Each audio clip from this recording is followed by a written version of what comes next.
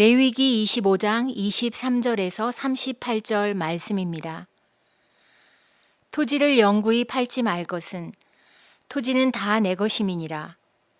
너희는 거류민이요 동거하는 자로서 나와 함께 있느니라.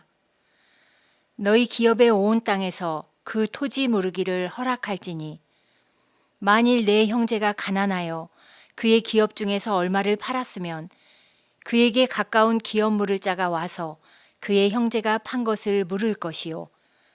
만일 그것을 물을 사람이 없고 자기가 부유하게 되어 물을 힘이 있으면 그 판 해를 계수하여 그 남은 값을 산자에게 주고 자기의 소유지로 돌릴 것이니라. 그러나 자기가 물을 힘이 없으면 그 판 것이 희년에 이르기까지 산자의 손에 있다가 희년에 이르러 돌아올지니 그것이 곧 그의 기업으로 돌아갈 것이니라. 성벽 있는 성 내의 가옥을 팔았으면 판지 만 1년 안에는 물을 수 있나니 곧 그 기한 안에 물으려니와 1년 안에 물으지 못하면 그 성 안의 가옥은 산자의 소유로 확정되어 대대로 영구히 그에게 속하고 희년에라도 돌려보내지 아니할 것이니라. 그러나 성벽이 들리지 아니한 촌락의 가옥은 나라의 전토와 같이 물러주기도 할 것이요 희년에 돌려보내기도 할 것이니라. 레위 족속의 성읍 곧 그들의 소유의 성읍의 가옥은 레위 사람이 언제든지 물을 수 있으나 만일 레위 사람이 물으지 아니하면 그의 소유 성읍의 판 가옥은 희년에 돌려보낼지니 이는 레위 사람의 성읍의 가옥은 이스라엘 자손 중에서 받은 그들의 기업이 됨이니라. 그러나 그들의 성읍 주위에 있는 들판은 그들의 영원한 소유지이니 팔지 못할지니라. 내 형제가 가난하게 되어 빈손으로 내 곁에 있거든 너는 그를 도와 거류민이나 동거인처럼 너와 함께 생활하게 하되 너는 그에게 이자를 받지 말고 내 하나님을 경외하여 내 형제로 너와 함께 생활하게 할 것인즉 너는 그에게 이자를 위하여 돈을 구워주지 말고 이익을 위하여 내 양식을 구워주지 말라. 나는 너희의 하나님이 되며 또 가나안 땅을 너희에게 주려고 애굽 땅에서 너희를 인도하여 낸 너희의 하나님 여호와이니라. 아멘. 주님의 교회 성도 여러분, 안녕하십니까? 오랜만에 다시 이렇게 영상으로 뵙게 되었습니다. 코로나 바이러스 재확산으로 인해 현장 새벽 예배가 중단되었습니다. 그래서 당분간은 이렇게 영상을 통해 말씀을 나누게 되었습니다. 하루빨리 코로나 확산이 수그러들고 다시 새벽 예배가 재개되기를 소망해 봅니다. 그때까지는 이렇게 영상으로 큐티 말씀 묵상을 통해 함께 은혜를 나누고 기도하도록 하겠습니다. 오늘 우리에게 주신 말씀은 레위기 25장 23절에서 38절입니다. 앞서 함께 말씀을 읽으면서 이해한 대로 오늘의 말씀은 땅, 바로 토지에 대한 말씀입니다. 출애굽한 이스라엘 백성에게는 장차 들어가서 정착할 약속의 땅 가나안이 있었습니다. 그 땅에 들어가게 되면 그 토지의 소유 관계를 어떻게 할 것인가, 이것에 대한 말씀이 오늘 주어지고 있습니다. 요즘 우리는 부동산 가격 폭등과 전세 대란으로 매우 큰 어려움을 겪고 있지요. 저도 개인적으로 최근에 사택을 옮겨야 할 상황이 생겼습니다. 그래서 다음 주에 이사를 하는데 그 비용이 만만치 않습니다. 그래도 집을 구할 수가 있었던 것과 또 전셋값이 폭등하기 직전에 집 계약을 하여서 그나마 가슴을 쓸어내릴 수 있었습니다. 그런데 지금은 부동산 시장에 주택 매물이 아주 사라진 상황입니다. 주택을 소유하고 있건 전셋집에 살고 있건 우린 모두 거주해야 될 집이 필요한 사람들입니다. 우린 모두 집에 살고 있습니다.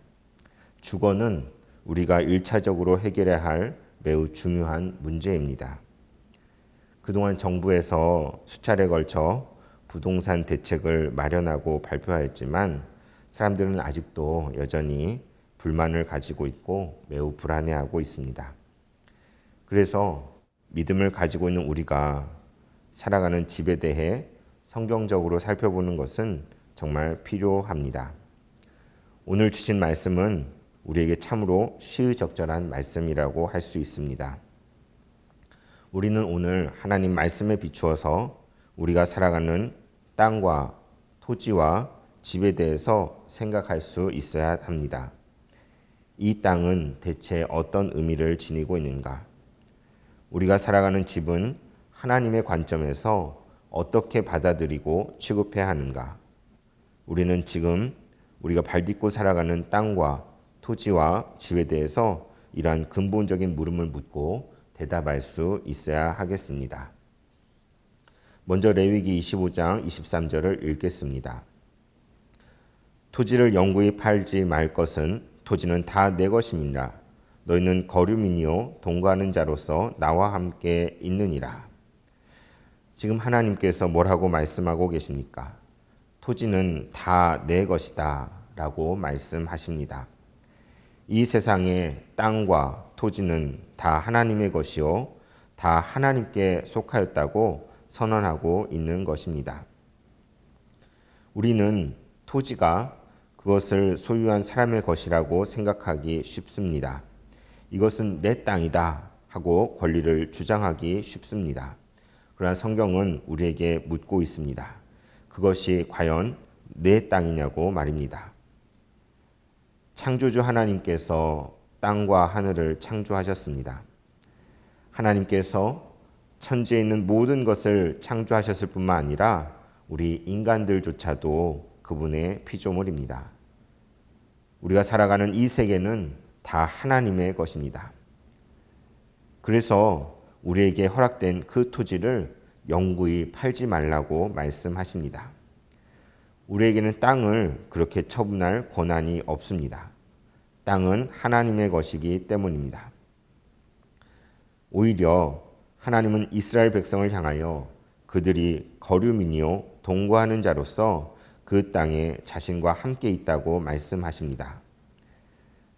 분명히 하나님께서 이스라엘 백성에게 약속의 땅 가나안을 주실 것입니다. 그들은 그 땅을 정복하고 소유하고 다스릴 것입니다. 그러나 그 모든 것은 하나님의 계획과 섭리 가운데 되어진 것입니다. 그분이 이스라엘 백성과 함께 하셨기 때문에 가능했던 것입니다. 만일 하나님께서 함께 하시지 않는다면 그 땅은 이스라엘 백성에게 주어지지 않았을 것입니다. 토지는 모두 근본적으로 하나님의 것입니다. 하나님이 그들에게 은혜로 주신 것입니다. 그렇다면 우리는 우리가 소유하고 있는 땅과 집에 대해서 어떻게 생각하고 있습니까? 이 땅이, 이 집이 등기부상에 나의 소유로 되어 있는 것이 과연 어떻게 해서 된 것일까요? 물론 내가 남들보다 더 열심히 수고하고 땀을 흘려서 그것을 이룬 분도 계실 것입니다. 또는 우연히 기회를 잘 잡아서 또 덜어는 머리를 잘 써서 부동산을 크게 늘렸을 수도 있습니다. 부모님을 잘 만나서 집을 물려받은 사람도 있을 것입니다. 그렇다면 이 땅은 순전히 나의 소유가 맞는 것일까요? 성경은 아니라고 말하고 있습니다. 그 땅의 원주인은 따로 있습니다.